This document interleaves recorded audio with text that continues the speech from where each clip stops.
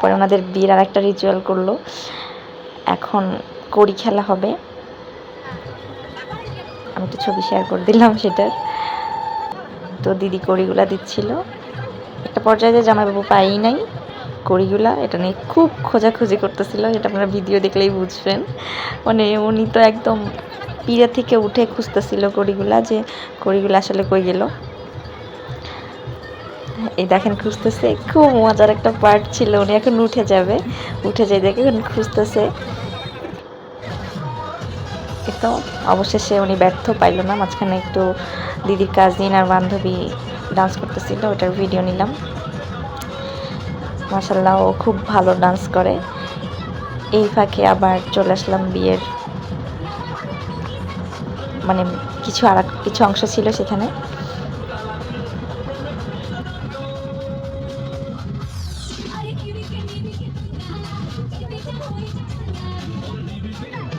তো দিদিকে ওঠানো ছিল, এখন ওনাদেরকে পুকুর পার করা হবে। মানে এটার রিচুয়ালটার মানে হলো, আমি জিজ্ঞাসা করছিলাম, মানে সকল বিপদ আপদে দুজন একসঙ্গে থাকবে।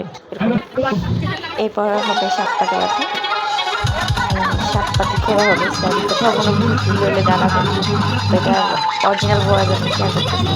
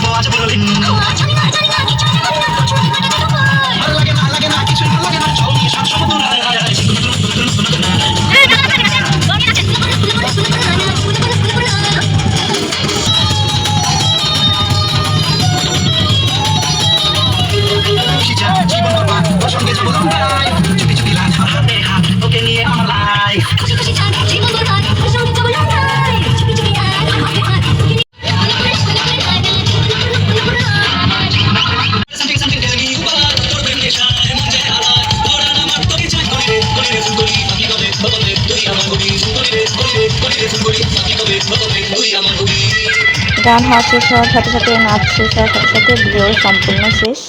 এখন দিদি আর জামাইবাবুর সাথে আমি কিছু ছবি তুললাম। এই তো দিদি খুব খুশি ছিল, মাশাল্লাহ মাশাল্লাহ, অনেক অনেক দোয়া টোয়া করে দিয়ে এরপরে আমি চলে আসতেছিলাম। রাস্তার মধ্যে আমি কিছু রং ঢং করে একটু ভিডিও নিয়ে নিলাম। এরপরে বাসায় চলে আসছি, দেখি সবাই ঘুম, আমিও ঘুমায় পড়লাম চেঞ্জ করে। এই তো টাটা, আল্লাহ হাফেজ।